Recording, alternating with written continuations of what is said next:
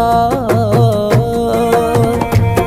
నువ్వు ఊర్వశివని కాదే నిన్ను ప్రేమించింది, నువ్వు దేవతవని కాదే నిన్ను పూజించింది, నువ్వు నింగివని కాదే నేలనేమయింది, నా ప్రాణం అనే కదా నీకు అలుసయ్యింది.